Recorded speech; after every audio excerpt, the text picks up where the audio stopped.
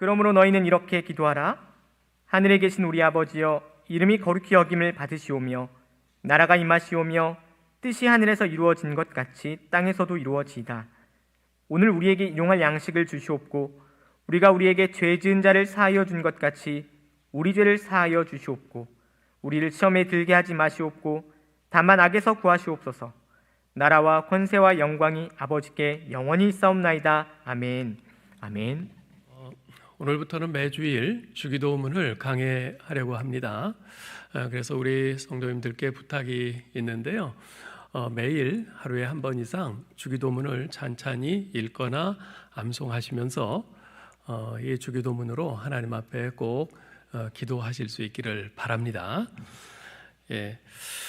우리 교회에서는 매일 새벽 기도회를 주기도문을 암송함으로 끝맺습니다.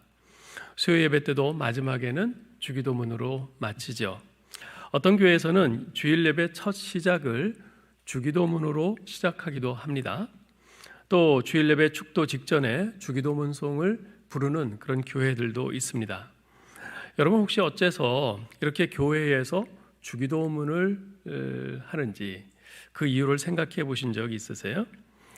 여러분이 달달 암송하고 있는 이 주기도문의 그 의미가 어떤 것인지 다 이해하고 계십니까?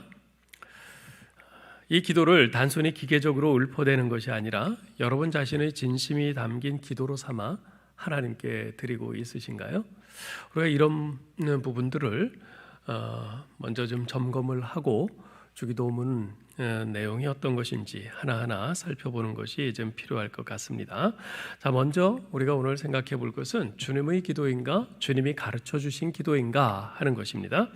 흔히 이 기도를 우리는 주기도문 또는 주님의 기도라고 이렇게 불러왔습니다. 그러나 엄밀히 말하면 이 기도는 주님이 가르쳐 주신 기도문이라고 부르는 것이 옳습니다. 왜냐하면 이것은 주님이 하나님을 향해 직접 하신 기도는 아니기 때문에 그렇습니다. 예컨대 주기도문의 내용 가운데 우리가 우리에게 죄 지은 자를 사하여 준 것 같이 우리 죄를 사하여 주옵시고 라는 기도가 있는데, 사실 이 기도는 우리 주님에게는 전혀 필요가 없는 기도죠. 왜냐하면 히브리서 4장 15절에서는 주님은 죄가 없으신 분이라 이렇게 말씀하고 있기 때문에 그렇습니다. 분명 이 주기도문은 우리 예수님께서 우리가 기도할 때 도움이 되도록 하나의 모범으로 주신 기도이지 주님이 직접 하신 기도는 아닙니다. 자, 그러면 이것을 주님의 기도라고 부르면 틀린 것인가? 그렇지는 않습니다. 왜냐하면 주님께서는 지금 우리가 하듯이 이 기도문을 그대로 암송하며 기도하지는 않으셨지만 이 내용들은 사실 주님께서 평소에 늘 기도하시던 내용들이었기 때문에 그렇습니다. 잠깐 한번 생각해 볼까요? 주기도문은 처음에 어떻게 시작합니까? 하늘에 계신 우리 아버지여, 이름이 거룩히 여김을 받으시오며 라는 말로 시작합니다. 우리 하나님을 아버지라고 이렇게 부르세요. 그리고 하나님의 이름이 거룩하게 되기를 그렇게 기도하세요. 요한복음 17장은요 우리 예수님께서 하신 기도가 가장 그대로 아주 길게 기록된 것인데요, 거기 보면 예수님께서는 무려 39번이나 하나님을 아버지라고 이렇게 부르셨습니다. 그리고 11절에 보면 하나님을 거룩하신 아버지여 라고 부르셨어요. 이것은 주기도문의 첫머리에 아버지의 이름을 거룩하게 하옵소서 라는 이 기도와 같은 표현입니다. 주기도문의 그 다음 부분은 나라가 임하옵시며 뜻이 하늘에서 이루어진 것 같이 땅에서도 이루어지이다 라는 부분인데요, 이 기도 또한 우리 주님께서 평소에 늘 기도하시던 거였어요. 예컨대 주님께서는 겟세마네 동산에서 기도하실 때 뭐라고 하셨습니까? 아버지여, 만일 할만하시거든 이 잔을 내게서 지나가게 하옵소서. 그러나 나의 원대로 마옵시고 아버지의 원대로 하옵소서. 주님께서는 이처럼 늘 하나님의 뜻이 이루어지기를 기도했고 하나님 나라를 위해서 기도하셨습니다. 주기도문의 다음 부분은 일용할 양식을 위한 간구인데요, 오늘날 우리에게 일용할 양식을 주옵소서. 자, 이에 대해서도 우리 예수님께서 늘 평소에 기도하신 부분이죠. 예를 들어 예수님께서는 보리떡 5개와 물고기 2마리를 가지고 5천 명을 먹이시기 전에 먼저 그것을 드시고 하나님께 하나님 아버지 이것을 주심을 감사합니다 하면서 그 일용할 양식에 대해서 기도하셨어요. 또한 최후의 만찬 때도 제자들과 떡을 떼시면서 그 떡을 가지고 축사하면서 하나님께 기도하셨죠. 그 다음은 죄 용서를 위한 간구인데요. 주기도문에선 이렇게 되어 있습니다. 우리가 우리에게 죄 지은 자를 사하여 준 것 같이 우리 죄를 사하여 주옵시고. 앞에서 잠깐 말씀드린 것처럼 우리 예수님은 용서받으셔야 할 죄가 전혀 없으셨기 때문에 우리 죄를 사하여 주옵소서라는 기도는 하지 않으셨다고 주장하는 사람들이 많습니다. 그러나 한번 이렇게 생각해 볼 필요가 있어요. 예수님께서 십자가상에서 기도하신 것 가운데 아버지여 저들의 죄를 사하여 주옵소서라고 기도하셨잖아요. 그때 비록 예수님 자신은 죄가 없으셨지만 근데 예수님께서 왜 죄인들이 달리는 그 십자가에 달리셨나요? 우리 죄인들의 죄를 대신 짊어지고 죄인으로서 십자가에 달리신 거죠. 자, 그렇다면 아버지여 저들의 죄를 사하여 주옵소서라고 하신 그 십자가상에서의 그 간구는 곧 주기도문에 우리 죄를 사하여 주옵소서라고 한 간구와 같은 거죠. 주기도문의 마지막 부분은 우리를 시험에 들게 하지 마옵시고 다만 악에서 구하옵소서라는 간구입니다. 예수님께서는 공생애를 시작하실 때 광야에서 사탄에게 시험을 받으신 바 있습니다. 그렇게 친히 시험 당하셨던 예수님께서는 사탄이 예수님을 부인하도록 베드로를 시험할 것을 아시고 그가 악한 자에게서 벗어나고 그의 믿음이 떨어지지 않기를 기도하셨죠. 누가복음 22장 31절 32절에 보면 이렇게 말씀합니다. 시몬아 시몬아 보라 사탄이 너희를 밀가부르듯 하려고 요구하였으나 그러나 내가 너를 위하여 네 믿음이 떨어지지 않기를 기도하였노니 너는 돌이킨 후에 네 형제를 굳게 하라. 이처럼 예수님께서는 비록 주기도문을 우리가 우리처럼 암송하면서 기도하지는 않으셨지만 평소 주님의 기도에는 이 주기도문의 내용이 다 녹아 있었습니다. 따라서 우리가 이 주기도문을 주님의 기도라고 불러도 전혀 잘못된 것이 아닙니다. 두 번째로 우리가 생각해 볼 것은 제자들이 우리에게도 기도를 가르쳐 주옵소서라고 했는데 즉 주님처럼 우리도 기도하고 싶습니다 라는 거예요. 자, 예수님께서 제자들에게 왜 이 기도를 가르쳐 주셨는가? 복음서의 주기도문이 기록된 곳은 두 군데입니다. 마태복음 6장 9절로 13절과 누가복음 11장 1절로 4절인데요. 자, 그 가운데 누가복음 11장 1절에 보면 이런 말씀이 나옵니다. 예수께서 한 곳에서 기도하시고 마치심에 제자 중 하나가 여짜오되 주여 요한이 자기 제자들에게 기도를 가르친 것과 같이 우리에게도 기도를 가르쳐 주옵소서. 예수님께서 한 곳에서 기도하기를 마치시자 제자 중 하나가 나와서 기도를 가르쳐 달라고 요청을 합니다. 자, 제자들이 기도를 배우고자 한 그 동기가 어디에 있습니까? 방금 전에 주님이 기도하시는 모습을 본 거예요. 기도하시는 모습을 보았을 때 제자들 마음속에 나도 예수님처럼 기도하고 싶다, 이런 기도에 대한 갈증과 열망이 그들 마음속에 솟구쳤던 것입니다. 아마 우리들 중에 누구라도 그럴 것 같아요. 주님께서 기도하시는 모습을 한 번만이라도 본다면 주님 저도 기도를 배우고 싶어요, 저도 주님처럼 기도하고 싶어요, 이런 간절한 열망이 우리에게서 솟아나지 않겠습니까? 그러나 우리가 예수님의 기도하시는 모습을 본다는 것은 현실적으로는 불가능합니다. 지금 우리는 하나님 보좌 우편에 계시는 예수님을 눈으로 볼 수 없거든요. 하지만 우리는 복음서를 통해서 예수님께서 지상생애 동안에 어떻게 기도 생활을 하셨는지를 살펴볼 수 있고 그것을 통해서 기도하시던 주님의 모습을 우리가 생생하게 그려볼 수 있습니다. 그리고 그것만으로도 우리 속에 기도에 대한 열망과 갈증과 열정을 불러일으키기에 충분하다고 저는 생각합니다. 우리 주님의 생애를 한마디로 표현한다면 저는 기도의 생애라고 표현하고 싶어요. 주님의 생애는 곧 기도의 생애였습니다. 우리는 예수님께서 한적한 곳에서 새벽 미명에 아직 어두울 때에 기도하신 기록을 성경 여러 곳에서 찾아볼 수 있습니다. 또한 주님께서는요 때때로 밤을 지새우면서 철야 기도를 하셨어요. 주님께서는 공생애를 시작하시기에 앞서 먼저 40일을 금식하시며 기도하신 후에야 비로소 메시아로서의 사역을 시작하셨죠. 주님께서는 12제자를 택하여 세우시기 전에 어떻게 하셨나요? 산으로 가셔서 밤을 지새우면서 철야 기도하시며 하나님의 뜻을 구하셨어요.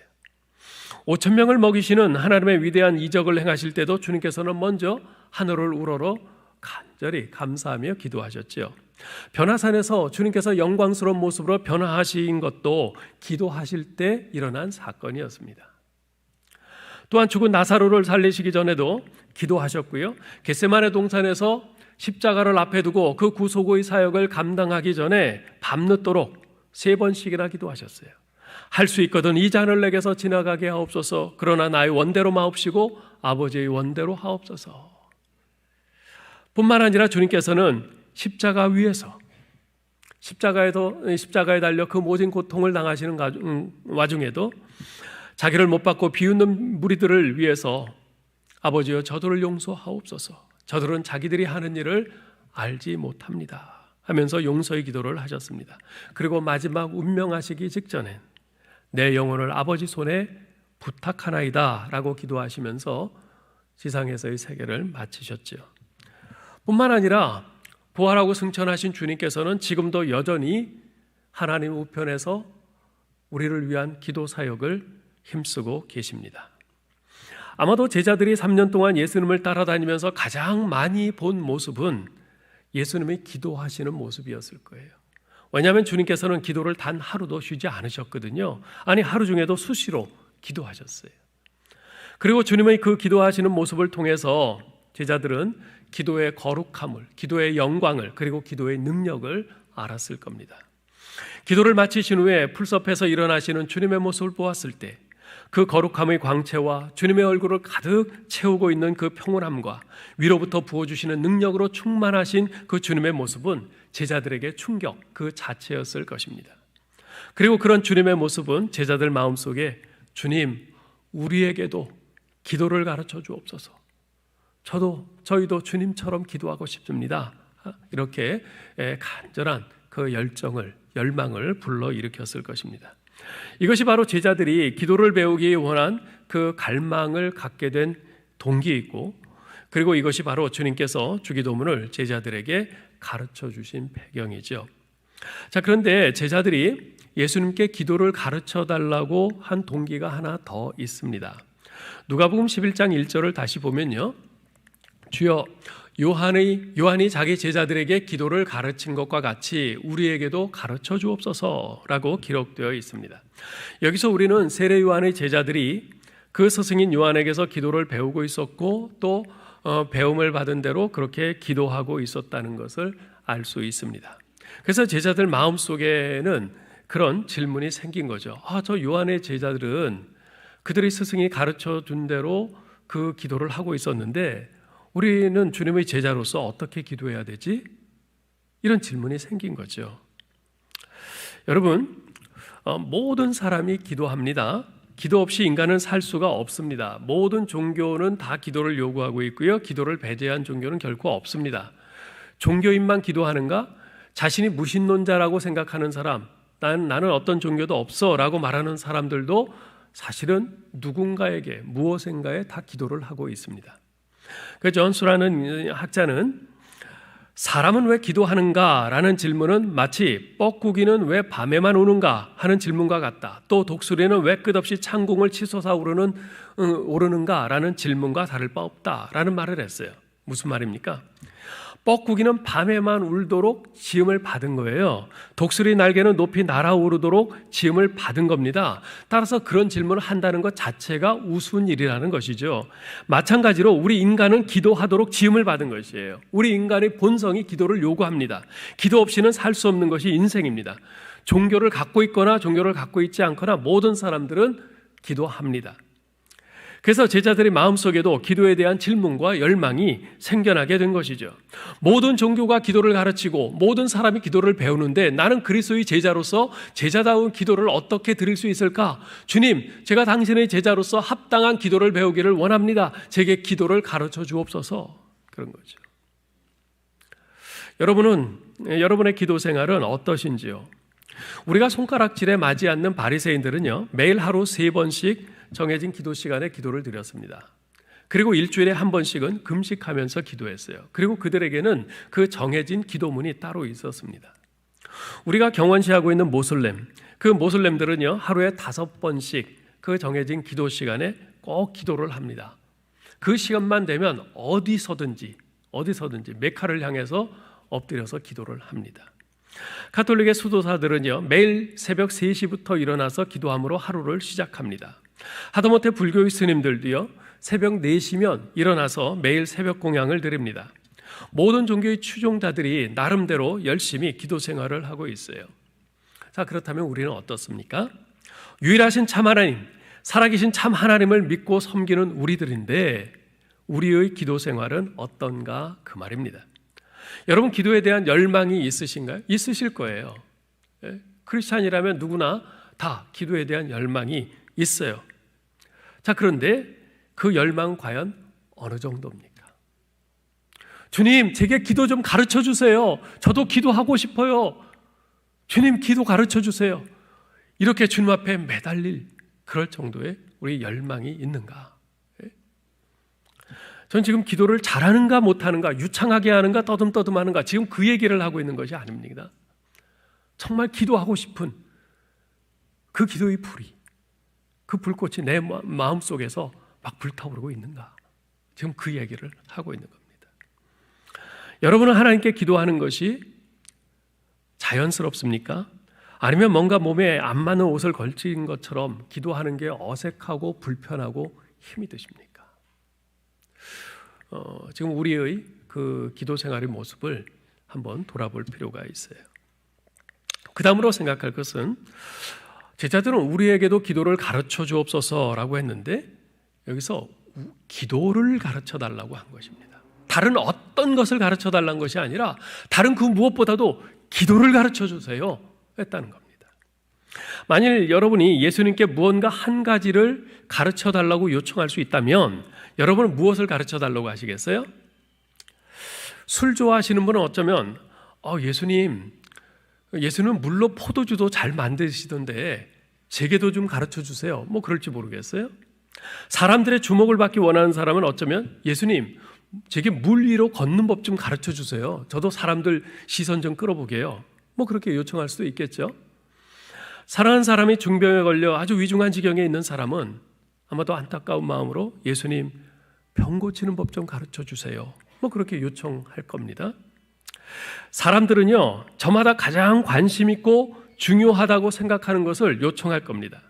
제자들은 예수님께 다른 무엇보다도 기도를 가르쳐 달라고 요청을 했어요. 그렇다는 것은 당시 그 시점에서 제자들이 가장 큰 관심을 갖고 중요하게 생각한 것은 바로 기도였다는 것을 의미합니다. 자, 그러면 어째서 제자들은 기도에 대해서 그처럼 큰 관심과 열망을 갖게 된 것일까요? 앞서 말씀드린 것처럼 제자들이 3년 동안 예수님을 따라다니면서 가장 많이 본 주님의 모습은 바로 기도하시는 모습이었어요. 주님께서는 병자를 고치지 않으신 날은 있었지만 기도하지 않으신 날은 없었어요. 귀신을 쫓아내지 않으신 날은 있었지만 기도하지 않으신 날은 없었습니다. 이적을 행하지 않으신 날은 있었지만 기도하시지 않은 날은 단 하루도 없으셨습니다. 그런 예수님의 모습을 보면서 제자들은 아마도 예수님의 그 놀라운 가르침, 능력, 성품 등은 그분의 탁월한 기도 생활과 관련이 있을 거라고 자연히 생각했을 겁니다. 그들은 예수님께서 하나님 아버지와 그 친밀함을 누리시는 것을 보며 그분의 능력이 바로 기도와 상관이 있다고 자연스럽게 결론 지었을 것입니다. 그래서 그들은 예수님께 기도를 가르쳐 달라고 요청한 것이지요. 자, 그런데 제자들은요, 예수님께 기도에 대해서 가르쳐 주세요 라고 요청하지 않았어요. 기도를 가르쳐 주세요 라고 요청했어요. 이 둘은 다른 겁니다. 기도에 대해서 하는 것과 내가 기도를 하는 것은 다른 것이에요. 그들은 단순히 기도에 대한 지식을 요구한 것이 아닙니다.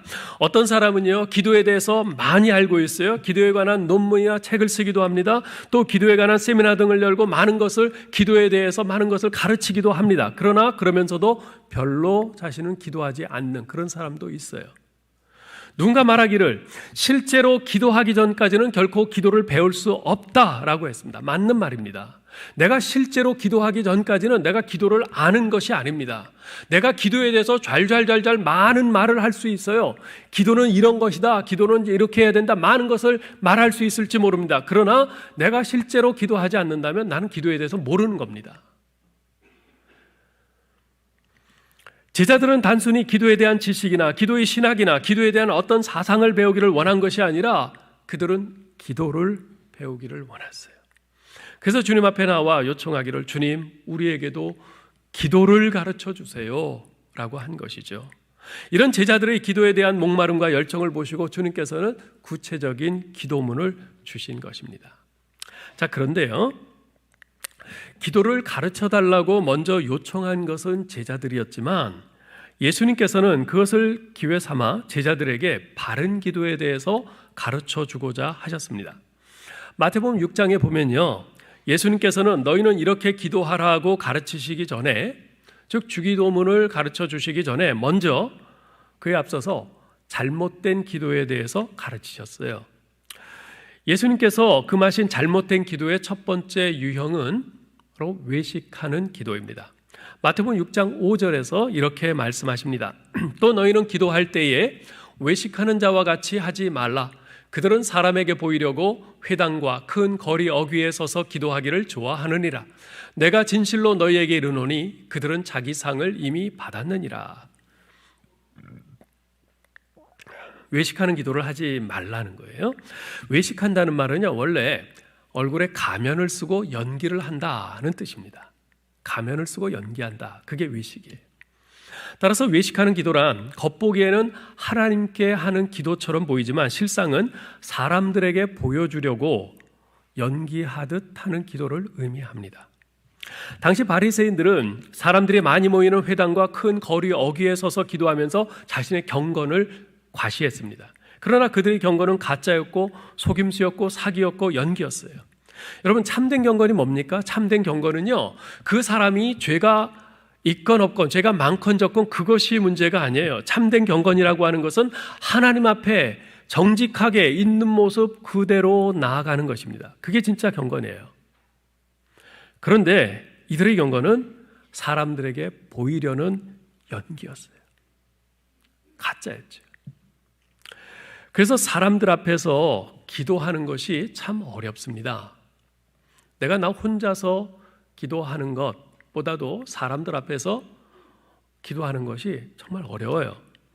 자칫 사람들에게 보이려고 하는 외식적인 기도가 되기 십상이기 때문에 그렇습니다. 어떤 땐 마치 하나님이 아니라 지금 듣고 있는 이 회중들에게 내가 말하고 있는 것 같은 그런 느낌을 받기도 합니다. 그래서 회중기도, 즉 대표기도를 맡은 분들은요, 준비를 많이 하셔야 됩니다. 기도를 유창하게 잘하기 위한 준비가 아니라 자신의 기도가 사람들에게 보이려고 하는 기도가 아닌 살아계신 하나님께 드리는 기도가 될 수 있도록 준비를 많이 하셔야 합니다. 구체적으로 어떻게 그런 준비를 하는가? 그렇게 할 수 있도록 제가 구체적인 도움말 한두 가지만 좀 드리면요. 첫째로 기도할 때 여러 가지 미사려고, 즉 화려한 수식어를 배제하고 단순하게 기도하려고 애쓰시기 바랍니다. 네, 단순하게 기도하려고 애쓰시기 바라요. 둘째로 지금 내 기도를 듣고 있는 회중들이 의식되지 않을 수 없어요. 당연히 의식될 것입니다. 그렇기 때문에 내 자신이 자꾸만 의식적으로 하나님을 향해 말하려고 애써야 합니다. 자꾸만 지금 내 기도를 듣고 있는 분은 하나님이시다, 이것을 자꾸만 의식하면서 내가 그 하나님께만 집중하면서 기도하려고 해야 돼요. 네. 이 두 가지만 지켜도 우리는 외식하는 기도를 거의 피할 수 있습니다. 그리고 그렇게 하기 위해서 기도할 내용을 미리 써서 준비하는 것이 큰 도움이 됩니다.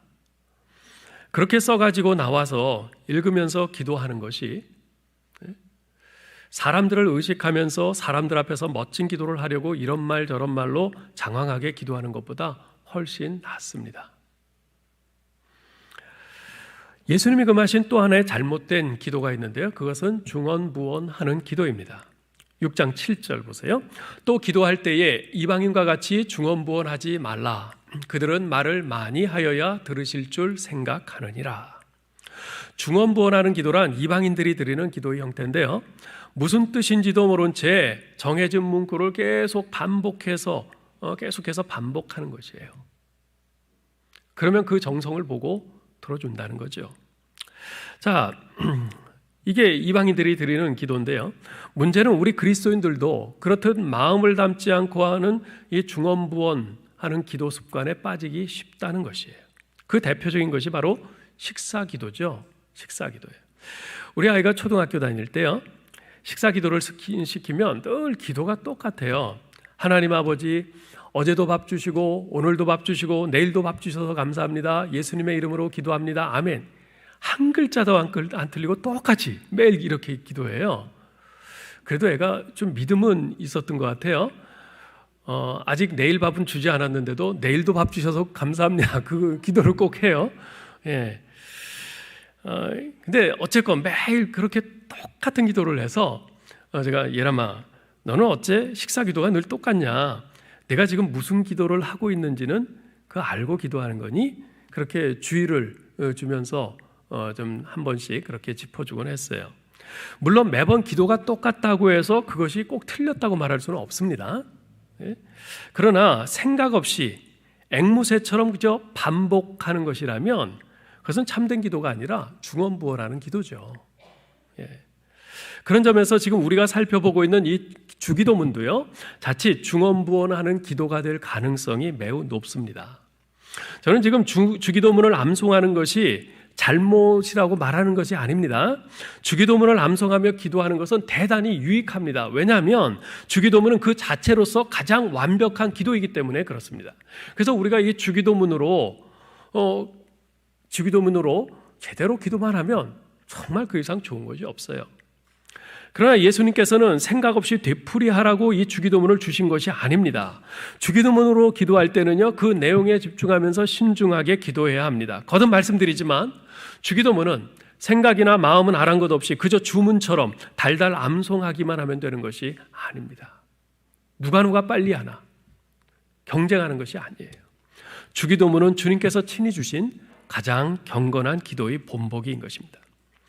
자, 그런데 예수님께서는요, 이방인과 같이 중언부언하지 말라 하신 후에 바로 이어서 이런 말씀을 하세요. 6장 8절에 보면, 그러므로 그들을 본받지 말라. 구하기 전에 너희에게 있어야 할 것을 하나님 너희 아버지께서 아시느니라. 그리고 이 말씀에 이어서 9절에서 그러므로 너희는 이렇게 기도하라고 하시면서 주기도문을 말씀해 주셨어요. 자, 그러면 이렇게 1년에 이어지는 이 말씀은 과연 어떤 의미가 있는가? 이것은 주기도문에 대해서 우리에게 무엇을 말씀해 주는가? 이것은요, 하나님께서 우리에게 있어야 할 것을 다 아시니 그러므로 주님이 가르쳐 주신 것처럼 기도하라는 것입니다. 자, 보세요. 이방인처럼 중언부언하지 말라 그랬어요. 이방인처럼 중언부언하지 말라. 그들을 본받지 말라. 구하기 전에 너희에게 있어야 할 것은 너희 아버지께서 다 하신다. 무슨 말입니까? 이방인들은요, 기도는 하는데 그들의 기도의 본질은 뭐냐면 자기들의 욕망이에요. 자기들의 욕망, 자기들의 욕심, 자기들의 필요, 그것을 얻어내기 위한 그 기도를 하는 거예요. 신이시여, 내가 원하는 것 이걸 주십시오 하면서 자기들의 욕망을 위해서 간구하는 것이에요. 자, 우리에게도 욕망이 있죠. 우리에게도 필요한 것이 있어요. 근데 하나님께서 우리에게 있어야 할 것, 우리에게 필요한 것을 다 아시니, 그러니 너희는 그러한 믿음의 토대 위에서 너희 기도의 수준을 높여가라. 이렇게 기도하라. 지금 그 말씀을 하시는 거예요. 더 이상 자기 욕심이나 욕망을 위해서 중언부언하지 말고 하나님의 이름이 높아지기를 위해서, 하나님 나라가 임하기를 위해서, 하나님의 뜻이 이루어지기를 위해서, 오늘의 양식에 자족할 수 있기 위해서, 다른 사람의 죄를 용서할 수 있기 위해서, 사탄과의 영적 전쟁에서 승리할 수 있기를 위해서 기도하라는 것입니다. 주님께서 지금 이 말씀을 하시는 거예요. 자, 그런데 이렇듯 중요한 주기도문의 의미를 올바로 이해하지 못한 채 무의미하게 암송하는 그런 사람들이 적지 않습니다. 그래서 일찍이 종교개혁자 마틴 루터는 어쩌면 주기도문은 최대의 순교자일지도 모른다라고 탄식하듯 말했습니다. 왜냐하면 수많은 사람들이 주기도문을 암송하고는 있지만 이 기도의 의미를 이해하고 참으로 이 기도를 하나님께 드리는 자신의 기도로 삼고 있지 않기 때문에 의미 없이 이 기도를 반복하고 있는 수많은 사람들에게 이 주님이 가르쳐 주신 기도가 순교를 당하고 있는 것이라는 겁니다. 따라서 주기도문을 더 이상 순교자로 만들지 않기 위해서라도 우리는 이 주기도문의 각 내용이 의미하는 바를 정확히 이해하고 이 기도를 사용해야 합니다. 빨리 암송하는 것이 능사가 아니라 그 의미를 하나하나 곱씹으면서 그 기도를 하나님께 드리는 나의 기도로 삼아야 한다는 것이지요. 자, 그도록 하나만 더 말씀드리고자 하는데요. 주님께서는 제자들에게 주기도문을 말씀하시기 전에 너희는 이렇게 기도하라 라고 하셨어요. 이렇게 기도하라. 좀 전에 말씀드리기를 주기도문은 주님께서 친히 주신 가장 경건한 기도의 본보기라고 했습니다. 자, 그러면 가장 경건한 기도의 본보기인 주기도문의 특성이 뭔가? 이에 대해서 좀 간단히 좀 말씀드리려고 하는데요. 주기도문은 다음과 같은 4가지 특성을 가지고 있습니다. 첫째, 주기도문은 하나님에 관한 부분과 인간에 관한 부분, 이 두 부분의 기도로 크게 나누어집니다. 그리고 세부적으로는 9부분으로 나누어집니다. 첫째, 하나님에 관한 기도 부분을 보면 하나님 아버지에 관해서 말씀하고 있고 그의 이름에 관하여, 그의 나라에 관하여, 그의 뜻에 관하여 기도하는 것으로 되어 있습니다. 그리고 인간에 관한 기도 부분은요, 일용할 양식에 관하여, 죄 용서에 관하여, 시험에 관하여, 유혹에 관하여, 그리고 다시 그의 나라와 그의 권세와 영광에 관한 기도로 되어 있습니다. 둘째, 주기도문은 모범적인 기도입니다. 이 기도에서 우리는요, 무엇을 먼저 기도할 것인가 하는 사실에 관해 완벽한 모범을 발견하게 됩니다. 우리 흔히 기도할 때 눈을 감고 하나님 아버지 이렇게 부른 다음에 어떤 기도가 주로 나옵니까? 하나님 이거 해주세요, 저거 해주세요 하는 그런 기도들이 주로 먼저 나옵니다. 그에 반해 주기도문은 하늘에 계신 우리 아버지요, 하나님의 이름이 거룩하게 여김을 받기를 원합니다. 하나님의 나라가 임하옵소서. 당신이 다스리시고 이 땅 위에 이 역사 속에 당신의 뜻이 이루어지기를 원합니다. 이런 기도로 시작하는 것을 봅니다. 이처럼 주기도문은 우리가 무엇을 먼저 기도하고 무엇을 나중에 기도해야 할 것인가 이에 관한 완벽한 모범을 보여주고 있습니다. 셋째로 주기도문은요, 간결하고 단순합니다. 주기도문을 암송하는데 채 1분이 안 걸리죠. 그렇죠? 그러나 이 간결하고 짤막한 기도 속에는 하나님의 이름, 하나님의 나라, 하나님의 뜻, 하나님의 영광 등 우리가 기도해야 될 하나님의 사역에 대한 모든 내용이 다 들어 있습니다. 뿐만 아니라 우리 인간의 근본적인 필요에 대한 모든 간구가 다 들어 있어요. 일용할 양식의 문제, 죄 용서의 문제, 시험의 문제, 유혹의 문제 등등. 주기도문은 언어의 기교가 없이 아주 단순해서 어린 아이까지도 쉽게 따라할 수 있는 기도입니다. 오늘날 우리가 기도하는 것과 같은 하나님에 대한 장황한 묘사나 설명이 없습니다. 또 간구의 내용에 있어서도 미사여구가 전혀 없습니다. 그럼에도 불구하고요, 이 단순한 주기도문 안에는 다른 어떤 화려한 미사여구에서 느낄 수 없는 하나님에 대한 완전한 신뢰를 느낄 수가 있습니다. 간결하고 단순하지만 진실하고 하나님에 대한 신뢰로 가득 찬 능력 있는 기도, 이것이 바로 주기도문입니다. 마지막으로 주기도문은 완전합니다.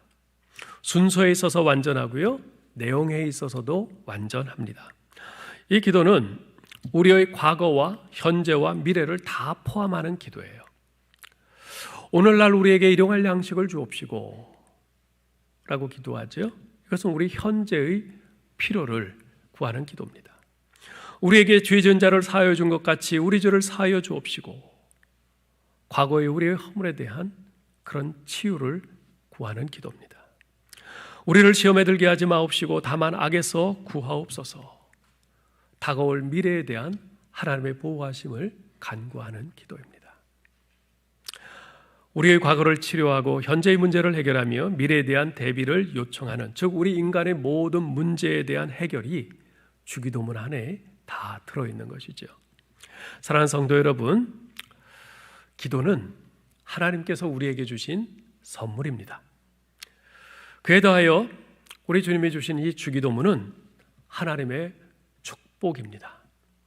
우리로 하여금 온전한 기도를 드릴 수 있도록 안내해 주는 하나님의 축복의 선물인 것이죠. 아무쪼록 오늘부터 시작된 이 주기도문 강해를 통해서 주님이 가르쳐 주신 기도의 이 풍성한 의미를 잘 깨닫고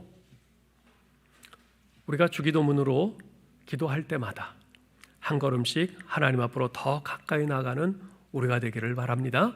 그리고 이 주기도문을 통해서 우리의 기도 생활이 더 풍성해지고 우리도 주님처럼 그렇게 기도할 수 있게 되기를 주님의 이름으로 축원합니다. 오늘은 제가 기도하지 않고 우리 다 같이 주님 가르치신 기도를 하겠습니다. 하늘에 계신 우리 아버지여, 이름이 거룩히 여김을 받으시오며 나라가 임하옵시며 뜻이 하늘에서 이룬 것 같이 땅에서도 이루어지이다.